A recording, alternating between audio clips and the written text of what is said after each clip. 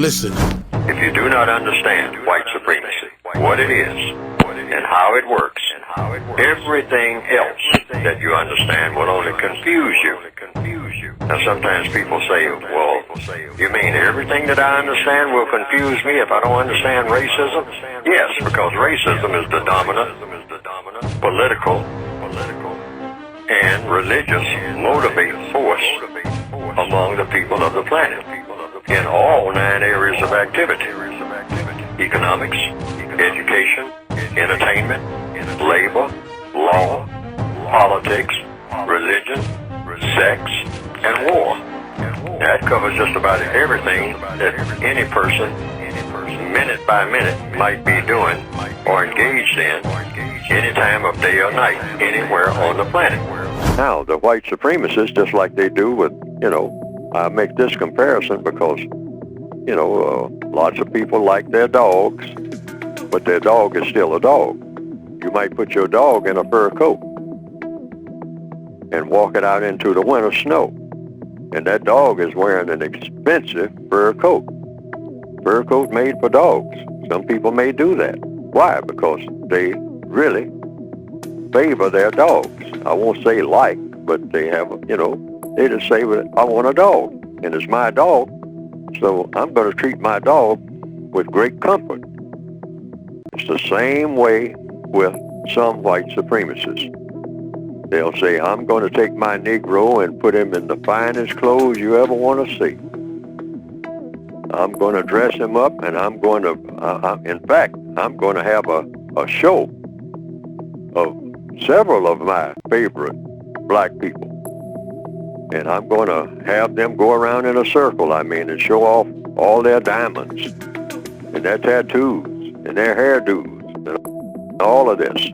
I'm going to groom them well, just like I do the rest of my animals, my dogs, my horses, my other stable of other things, in order to do what? Embellish me. Say, hey, I am so wealthy that I can make my Negroes think that they are kings. Put them on a pedestal and have them prance around and show off particularly the other Negroes about all the wonderful things that they got from me.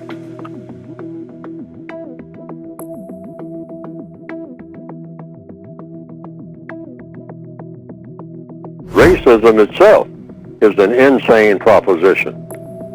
What is racism? White supremacy. What is white supremacy? Mistreating people or treating people like they're criminals because of color. Also, you have, people in very high positions who say that if you're a person with black skin, you are a toilet. So what do you do to a toilet? The little girl is a toilet, okay, in the minds of the white supremacists. This is universal. That's what a black person is. A urinal, a toilet, a commode bowl. That's what that is walking down the street toward you. If you're white, you're taught that. That is nothing. That is something to be disdained. That's something to have off to the side somewhere. A Jiffy John, a portable toilet hidden over there in the trees. Hide that thing. That toilet. That's not anything to, that's not a shrine or anything. That's something that you hide. You even want people to see you going in there. All right? Okay. That's what these things that we have recognized, we call them, in order to make them feel better, we call them people, but that's not what they really are. They are less than animals. Even the animals we bring out and parade in the streets and whatnot and show off, okay? And we'll do a few of them like that, a few of our chosen ones.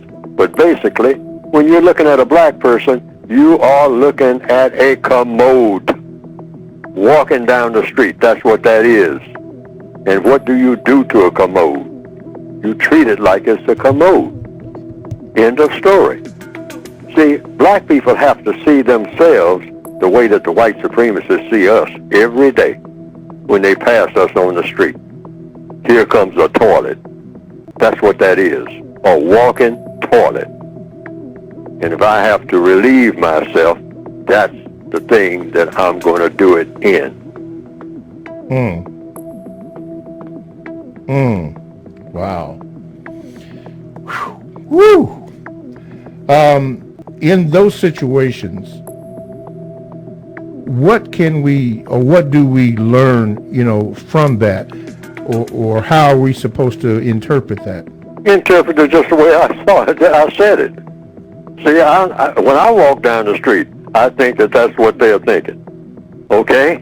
But does that make it true? Exactly what they're thinking. Okay. If they're a white supremacist, I shouldn't even be in existence.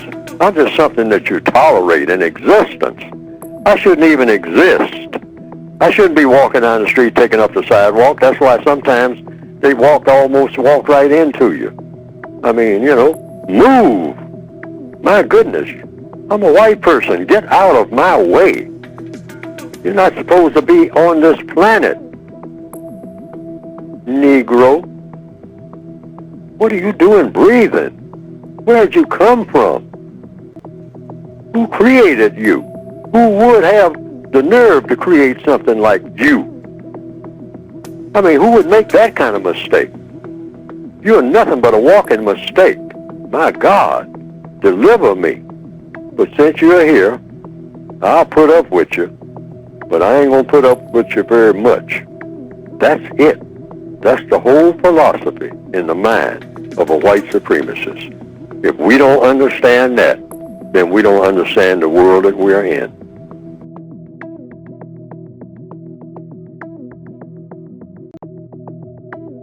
Now, some people have said they've seen some cartoons of my work